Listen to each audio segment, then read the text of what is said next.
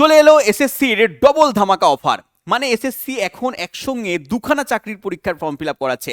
দেখো, তুমি যদি শুধুমাত্র মাধ্যমিক পাশ করে থাকো বা এইচএস পাশ করে থাকো বা তুমি যদি গ্র্যাজুয়েট হও বা তুমি যদি ভাবো স্যার আমি অঙ্কে তো খুব কাঁচা, তো অঙ্ক ছাড়া এমন কি কোনো সরকারি চাকরির পরীক্ষা আছে যেটা দেওয়া যায়? একদম চাই। আজকের ক্লাসের মধ্যে বলবো বর্তমানে এসএসসির দুখানা ফর্ম ফিল আপ চলছে। প্রথমটা হচ্ছে আমাদের সিলেকশন ফেজ। দেখো লেখা আছে advertisement number phase 14/2026 selection post. এটা সম্পর্কে জানাবো এবং তার সঙ্গে জানাবো স্টেনোগ্রাফার গ্রেড সি এবং গ্রেড ডি এক্সামিনেশন 2026। এবং এই পরীক্ষায় দেখো ম্যাথ কিন্তু থাকে না। আজকের ভিডিওতে তোমাকে জানাবো যে ফর্ম ফিল আপের লাস্ট ডেট কবে হবে, জানাবো স্যার প্রত্যেকটার ভ্যাকেন্সি কত রয়েছে, এজ লিমিট, বয়স কত হতে হবে তাহলে আমি ফর্ম ফিল আপ করতে পারবো, কোয়ালিফিকেশন কি হতে হবে, স্যার স্যালারি কত হবে, যদি আমি চাকরি পাই আমার স্যালারি কত হবে স্টার্টিং, জব প্রোফাইল কি হবে, এক্সাম প্যাটার্ন কি হবে, মোস্ট ইম্পর্টেন্ট এক্সাম প্যাটার্ন, কি কি সাবজেক্ট আমাকে পড়তে হবে এবং পরীক্ষা দিতে হবে, এক্সামের সিলেবাস কি কি রয়েছে, তার সঙ্গে কাট অফ, গত বছরের কাট অফ কত গিয়েছিল যাতে আমি সেইভাবে প্রিপারেশন করতে পারি, এরকম আমি টার্গেট রাখি যাতে আমি চাকরি পাই। তো চলো শুরু করা যাক এসএসসি সিলেকশন ফেজ এবং স্টেনোগ্রাফার। দেখো প্রথমে আমরা জানবো সিলেকশন ফেজ সম্পর্কে। স্যার সিলেকশন ফেজে আমাদের 3003টে ভ্যাকেন্সি বর্তমানে দেওয়া আছে। এই 3003টে বর্তমানে দেওয়া আছে, কিন্তু এসএসসির ভ্যাকেন্সি বাড়তেও পারে। আমরা জানি সিএইচএসএল সিজিএল এর ক্ষেত্রে ভ্যাকেন্সি বাড়ে, তো এর ক্ষেত্রেও ভ্যাকেন্সি কিন্তু বৃদ্ধি পাওয়ার সম্ভাবনা রয়েছে। এবারে আসবো স্যার এই ফর্ম ফিল আপের লাস্ট ডেটটা কবে একবার জেনে নিই। দেখো ফর্ম ফিল আপের লাস্ট ডেট এখানে দেওয়া আছে 13/4/2026 থেকে শুরু হয়ে গেছে, মানে 13 এপ্রিল থেকে শুরু হয়ে গেছে। লাস্ট ডেট কবে না 4/5/2026, মানে 4th মে। লাস্ট ডেট হচ্ছে 4th মে, মনে রাখবে। তার আগে কিন্তু ফর্ম ফিল আপ করে নিতে হবে। গভর্নমেন্টের ওয়েবসাইটে চলে যাবে ssc.government.in, সেখান থেকেই ফর্ম ফিল আপ করবে এবং মডিফিকেশন করতে পারবে, কারেকশন করতে পারবে 11/5/2026 থেকে 13/5/2026। যদি কোনো ভুল করে থাকো তাহলে পারে যারা ফর্ম ফিল আপ করে ফেলেছো বা করবে, যদি কোনো ভুল হয়ে যায় বলবো ভালো করে চেক করে তারপর ফর্ম ফিল আপ করবে। কিন্তু যদি ভুল হয়ে যায় তাহলে 11 থেকে 13 তারিখের মধ্যে তুমি ফর্ম ফিল আপ মডিফিকেশন করতে পারবে। সেখানে এক্সট্রা তোমাকে পেমেন্ট করতে হবে, সেটাও তোমাদেরকে জানিয়ে দেবো। এবার চলে আসো স্যার আমাদের বয়স কত হতে হবে যদি আমরা 10th পাস করে থাকি বা যদি আমরা এইচএস পাস করে থাকি বা যদি আমরা গ্র্যাজুয়েট পাস করে থাকি। কারণ 10th পাশেও এখানে ফর্ম ফিল আপ করতে পারবে, এইচএস পাশেও ফর্ম ফিল আপ করতে পারবে, আবার গ্র্যাজুয়েট পাশেও ফর্ম ফিল আপ করতে পারবে। তার মানে তিনখানা এখানে পোস্ট আছে না? পোস্ট অনেক কটা রয়েছে, কিন্তু মাধ্যমিক পাশের জন্য কিছু পোস্ট আছে, এইচএস পাশের জন্য তোমাকে অনেক কটা পোস্ট রয়েছে, গ্র্যাজুয়েট পাশের জন্য তোমার আবার অনেক কটা পোস্ট রয়েছে। তাহলে তোমার এই 10th পাশের জন্য তোমার বয়স হতে হবে 18 থেকে 25 বছর। ম্যাক্সিমাম যত পোস্ট আছে 18 থেকে 25 বছর। এবং তুমি যদি 12 পাস করে থাকো তাহলে তোমার 12 পাশের যে পরীক্ষাগুলো তুমি দিতে পারবে তার বয়স এখানে দেখা হচ্ছে 18 থেকে 27 বছর পর্যন্ত। এবং গ্র্যাজুয়েট পাশে যে পরীক্ষাগুলো তুমি দেবে, যে পোস্টগুলো তোমার জন্য অ্যাপ্লিকেবল হবে, তার বয়স দেওয়া আছে 18 থেকে মোটামুটি 30 বছরের মধ্যে। এছাড়া তুমি জানো এসসি এসটিদের ক্ষেত্রে 5 বছরের ছাড় পাওয়া যায়, ওবিসিদের ক্ষেত্রে 3 বছরের কিন্তু ছাড় পাওয়া যায়। এবার চলে আসবো স্যার কোয়ালিফিকেশন বুঝতেই পারছো, মাধ্যমিক পাশের ক্ষেত্রেও তুমি পরীক্ষা দিতে পারবে, এইচএস পাস হলেও তুমি পরীক্ষা দিতে পারবে, গ্র্যাজুয়েট পাস হলেও তুমি পরীক্ষা দিতে পারবে। কিন্তু তুমি যদি গ্র্যাজুয়েট পাস হও তাহলে তুমি 3টে পরীক্ষাতেই অ্যাপ্লিকেবল হবে, মানে মাধ্যমিক পাশের যে পরীক্ষাগুলো রয়েছে, যে পোস্টগুলো রয়েছে সেই পরীক্ষাগুলো দিতে পারবে। তার জন্য তোমাকে ফর্ম ফিল আপ করতে হবে আলাদাভাবে। আবার 12 পাশে যে পরীক্ষাগুলো রয়েছে সেই পরীক্ষারও তুমি ফর্ম ফিল আপ করতে পারবে আলাদাভাবে। মানে যারা গ্র্যাজুয়েট পাস তারা মাধ্যমিক pass, HS pass plus graduate pass 3বার ফর্ম ফিল আপ করবে। তোমাকে 3টে পরীক্ষা দিতে হবে আলাদা আলাদাভাবে। এবং যারা এইচএস পাস করে আছে তারা তো অলরেডি মাধ্যমিক পাস করেছে, তার মানে মাধ্যমিক পাশের যে পোস্টগুলো রয়েছে সেই পোস্টের জন্য তারা ফর্ম ফিল আপ করবে একবার, আবার এইচএস পাশে তারা একবার ফর্ম ফিল আপ করবে। তাহলে মনে করো মাধ্যমিক পাশে 10খানা পোস্ট আছে, তো মাধ্যমিক পাশের ফর্ম ফিল আপের সময় 10খানা পোস্টে সিলেক্ট করে নিল। আবার এইচএস পাশে মনে করো 8টা পোস্ট আছে, তো এইচএস পাশের সময় 8খানা পোস্টে সে হচ্ছে তোমার ফর্ম ফিল আপ করলো। তাহলে মাধ্যমিক পাশের জন্য তাকে একবার পরীক্ষা দিতে হবে, এইচএস পাশের জন্য তাকে একটা পরীক্ষা দিতে হবে। মানে এইচএস যারা পাস করেছে তারা 2বার ফর্ম ফিল আপ করবে এবং 2টো পরীক্ষা দিতে হবে। আর যারা মাধ্যমিক পাস করেছে 18 বছর বয়স হয়ে গেছে তাদের ক্ষেত্রে বলবো তারা তোমরা একটাই পরীক্ষা দিতে পারবে এবং মাধ্যমিক পাশের যে পোস্টগুলো রয়েছে, যে 8টা 10টা পোস্ট আছে, সেখানেই তুমি ফর্ম ফিল আপ করবে, একটা তোমাকে পরীক্ষা দিতে হবে। আশা করছি তুমি বুঝতে পারলে। এবার চলে এসো স্যালারি সম্পর্কে। স্যার মাধ্যমিক পাশের যে পোস্টগুলো রয়েছে তোমার 3টে পরীক্ষা হবে, পরীক্ষার প্যাটার্নটার মধ্যে পরে আসছি।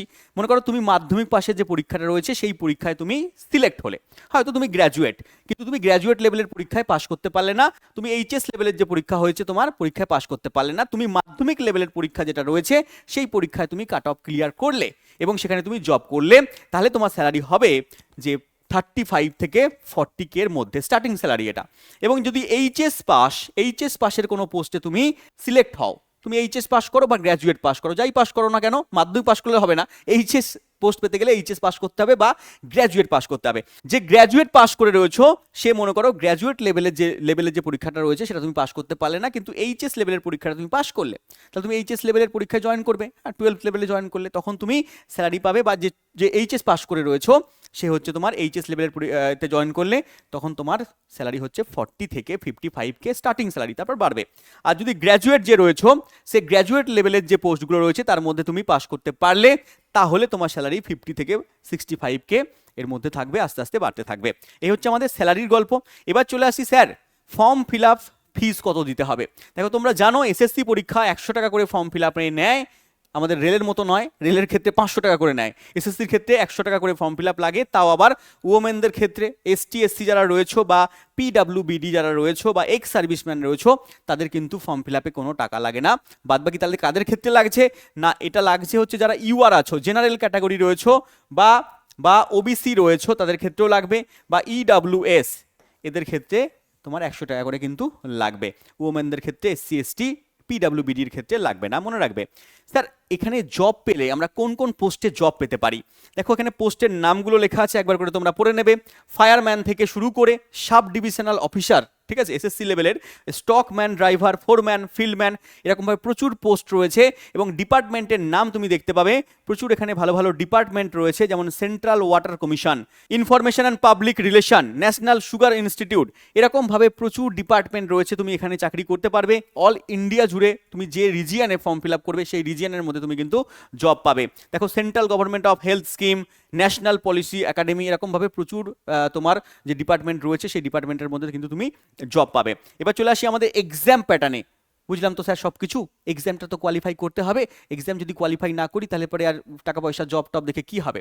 দেখো তাহলে এক্সাম কোয়ালিফাই করতে গেলে তোমাকে 3 রকমের পরীক্ষা দিতে হবে।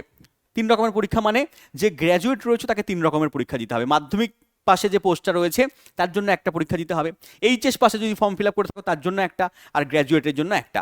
যে এইচএস পাস করে আছো বললামই যে 2টো পরীক্ষা দিতে হবে, যদি তুমি একটা মাধ্যমিক পাশের জন্য ফর্ম ফিল আপ করো তার জন্য পরীক্ষা দেবে, এইচএস পাশের জন্য পরীক্ষা দেবে। আর যে মাধ্যমিক পাশের পরীক্ষা দিচ্ছ তাকে একটাই শুধুমাত্র পরীক্ষা দিতে হবে, কিন্তু 3টে পরীক্ষাতেই মাধ্যমিক বলো, এইচএস বলো বা গ্র্যাজুয়েট লেভেল বলো, 3টে পরীক্ষারই এক্সাম প্যাটার্নটা সেম হবে।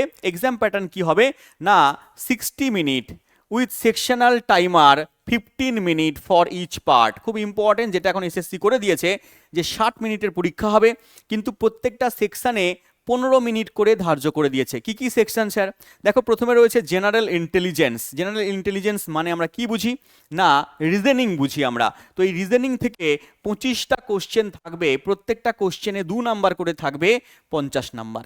15 মিনিটের মধ্যে করতে পারবে, যে কটা পারলে, না পারলে পরের সেকশনে চলে যাবে। এর পরের পার্ট রয়েছে জেনারেল অ্যাওয়ারনেস, মানে যাকে আমরা জিকে জিএস বলি। দেখো এখান থেকেও 25টা প্রশ্ন থাকবে, 2 নাম্বার করে, টোটাল 50 নাম্বার।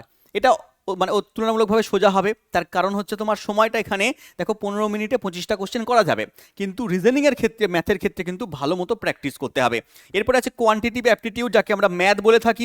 তাহলে এই ম্যাথের মধ্যে অ্যারিথমেটিক থাকবে, অ্যারিথমেটিকের মধ্যে কি রয়েছে 25টা কোশ্চেন, 2 নাম্বার করে 50 নাম্বার। তাহলে এই ম্যাথে 15 মিনিটে 25টা কোশ্চেন করতে হবে, না পারলে পরের সেকশনে অটোমেটিক চলে যাবে। আর রিজনিংয়ের ক্ষেত্রেও তাই, প্রত্যেকটা পার্টের ক্ষেত্রেই তাই হবে। এবং তারপরে রয়েছে পরবর্তী 15 মিনিটে ইংলিশের কোশ্চেন করতে হবে 25টা, এটাতেও 2 নাম্বার করে, মোট 50 নাম্বার। তাহলে টোটাল আমাদের নাম্বার হচ্ছে 200। এই 200 নাম্বারের পরীক্ষা কিন্তু হবে। এখানে মনে রাখতে হবে একটাই সিবিটি টেস্ট হবে, এখানে টায়ার 1 টায়ার 2 সিজিএল সিএইচএসএল এর মতো হবে না।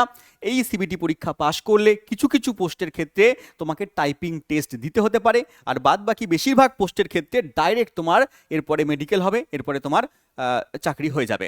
তাহলে পরে এই পরীক্ষাটা একটা পরীক্ষা, সিঙ্গেল ডে এক্সাম তুমি বলতে পারো, কয়েকটা পোস্টের ক্ষেত্রে টাইপিং রয়েছে। এবার স্যার কাট অফ কত যায় দেখে নেওয়া যাক, পরীক্ষার কাট অফগুলো কত যাচ্ছে, তাহলে সেইভাবে প্রিপারেশন করতে হবে আমাদের। দেখো 10th লেভেলের যে পোস্টগুলো রয়েছে, 10th পাসের যে পরীক্ষা, তার মধ্যে কাট অফ একটু কম যায়, 150 থেকে 155। 150 থেকে 155, এখানে ভ্যাকেন্সি একটু বেশি থাকে, কাট অফ এখানে 50 থেকে 55 প্রিভিয়াস ইয়ারে দেখা গেছে। এছাড়া দেখবে 12 পাশে যে পরীক্ষা রয়েছে সেখানে কাট অফ একটু হাই চলে যায়, সেখানে কাট অফ হচ্ছে তোমার 170 থেকে 75-এর মধ্যে থাকে কাট অফ। জেনারেলদের ক্ষেত্রে একটু বেশি থাকে, ওবিসি এসসি এসটি এদের ক্ষেত্রে একটু কমতে কমতে যায়, তোমরা জানো। আর গ্র্যাজুয়েট পাশের ক্ষেত্রে 155 থেকে 160 নম্বরে কাট অফ থাকে। তিনটে পরীক্ষা কিন্তু আলাদা আলাদাভাবে হবে, প্যাটার্ন কিন্তু সেম হবে। প্যাটার্ন মানে যেটা বললাম, 4টে সেকশানে তোমার 15 মিনিট করে টাইম থাকবে, রিজনিংয়ে 25টা কোশ্চেন 50 নাম্বার, তার সঙ্গে সঙ্গে জিকের ক্ষেত্রে, জিকে জিএসের ক্ষেত্রে 25টা কোশ্চেন 50 নাম্বার, ম্যাথে অ্যারিথমেটিকের ক্ষেত্রে 25টা কোশ্চেন 50 নাম্বার, ইংলিশের ক্ষেত্রে 25টা কোশ্চেন 50 নাম্বার, 15 মিনিট করে সময়, 60 মিনিট। এর জন্য ভালো করে প্রিপারেশন করতে হবে। আর তুমি যদি ভাবো স্যার আমরা এখন থেকে প্রিপারেশন করব, স্যার আমরা ফর্ম ফিল আপ করে ফেলেছি বা 4 তারিখে আমাদের লাস্ট ডেট আছে, তার আগে ফর্ম ফিল আপ করে নেবো সিলেকশন ফেজে, কিন্তু আমরা প্রিপারেশন করব কিভাবে, মানে সবকটা সাবজেক্ট এক জায়গায় একসঙ্গে প্রিপারেশন করব কিভাবে, বাড়িতে বসে প্রিপারেশন করব কিভাবে, তাহলে তোমাদের জন্য রয়েছে আমাদের ইওর স্টাডি অ্যাপ, যে অ্যাপের মধ্যে আমাদের 0 to Pro 6.0 ব্যাচ চলছে, যেখানে আমাদের ডেডিকেটেডভাবে এসএসসি ফাউন্ডেশন 2026 কিন্তু চলছে।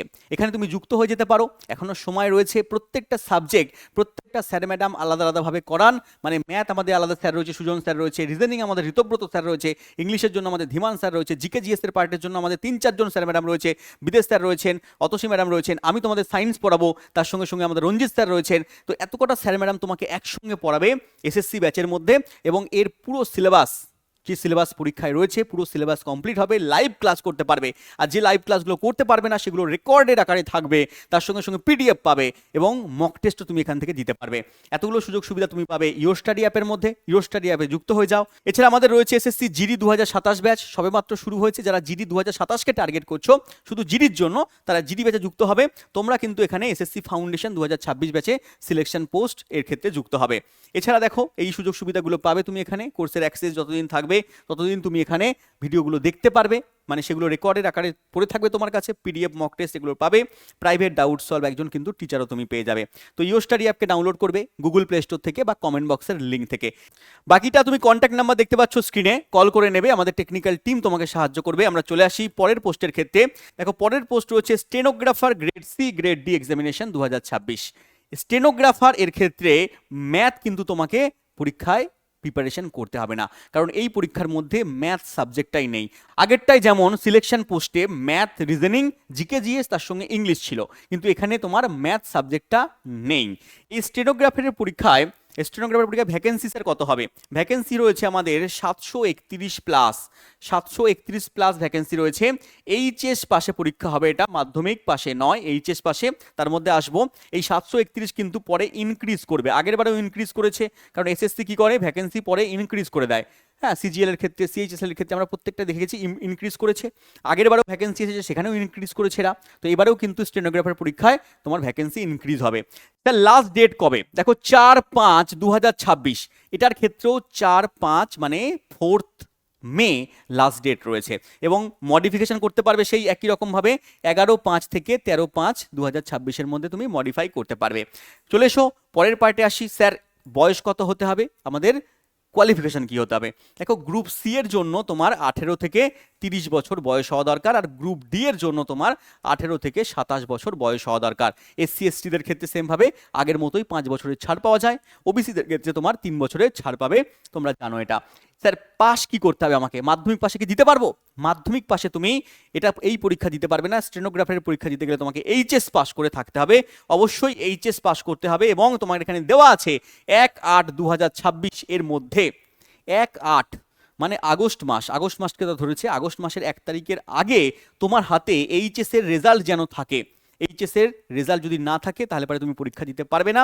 তো এখানে এইচএস পাস করে থাকলেই তুমি পরীক্ষা দিতে পারবে, বা গ্র্যাজুয়েট হলেও তুমি এইচএস পাস করে থাকছো এবং বয়স যদি থাকে তাহলে পরীক্ষা দিতে পারবে।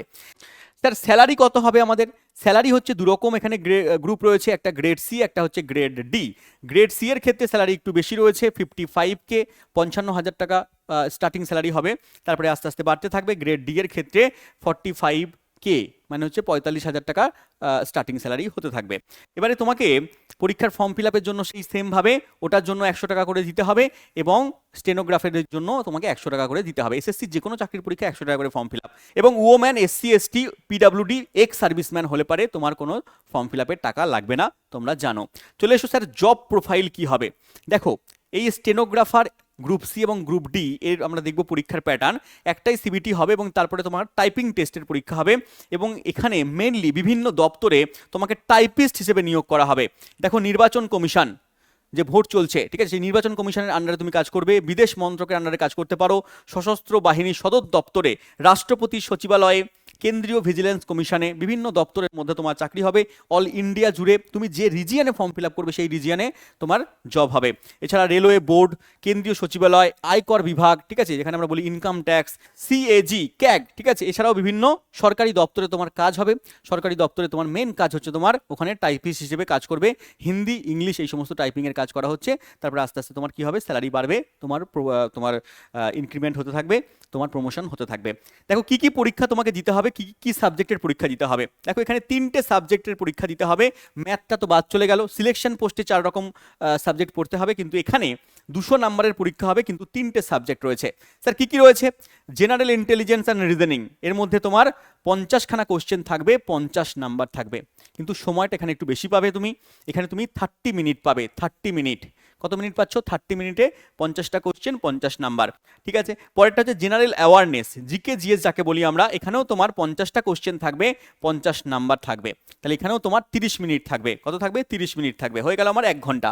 আর লাস্টের পার্টটা রয়েছে ইংলিশ ল্যাঙ্গুয়েজ অ্যান্ড কম্প্রিহেনশন, এখানে তোমার 100টা কোশ্চেন থাকবে, এখানে 100টা কোশ্চেন থাকবে, এখানে তোমার 1 ঘন্টা টাইম থাকবে।